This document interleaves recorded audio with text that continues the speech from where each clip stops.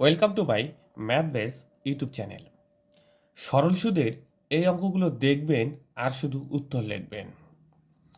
প্রশ্নে বলা আছে কোনো মূলধন বার্ষিক 5% হার সুদে কত বছরে 3 গুণ হবে। এই টাইপের প্রশ্নে শুধুমাত্র একটি সংখ্যাই থাকবে এবং আপনাদেরকে যেটা প্রকাশ করতে হবে সেটা হচ্ছে কত গুণের কথা বলেছে। প্রশ্নে এখানে বলেছে 3 গুণের কথা। যত গুণ বলবে তার থেকে 1 কম নিব। দেখুন, 3-এর থেকে যদি 1 কম নেই তাহলে আমাদেরকে নিতে হবে কত? 2। এখন যে সংখ্যাটি দেয়া আছে 5%, এই 5% নিচে বসিয়ে দিতে হবে। এখন আর কোনো কাজ নেই, এখন এটি জাস্ট ক্যালকুলেশন করবেন। এই 5% মানে হলো কত? পার্সেন্টের মানে হলো 1/100। তাহলে এখানে হবে 5/100। এই 100টিকে আমরা উপরে নিলাম আর নিচে 5 থাকলো। এটাকে এখন কাটাকাটি করব। কাটাকাটি করলে হবে কত? 5 × 20 = 100 আর 20 × 2 = 40। অর্থাৎ 40 বছরে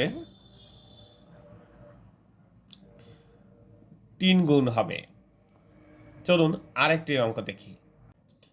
এই প্রশ্নে বলা আছে কোনো মূলধন বার্ষিক 6/1/4% সুদে কত বছরে দ্বিগুণ হবে। তাহলে আমাদের বলছে কত? দ্বিগুণ। তাহলে আমরা 1 কম নেব।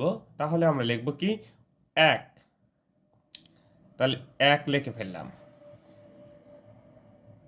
নিচে কত দেব?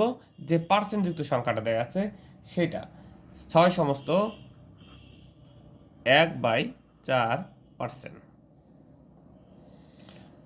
এখন দেখুন তো, এই পার্সেন্ট মানে কি 1/100 না? এইটিকে আগে আমরা ভেঙে নিই। তাহলে 4 × 24 আর 25। দেখুন ক্যালকুলেশনটা হয়ে গেছে। 25/4 হবে এখানে। পার্সেন্ট মানে 1/100, তাহলে নিচে হবে 400, উপর হবে 25। এটাকে যদি আমরা উল্টিয়ে দিই তাহলে 400/25 হবে। 25 দ্বারা যদি আমরা 400কে কাটাকাটি করি তাহলে 16 হচ্ছে। অর্থাৎ 16 বছরে এটি দ্বিগুণ হবে। দেখছেন তো কত দ্রুত সময়ে এই প্রশ্নগুলোর উত্তর করা সম্ভব।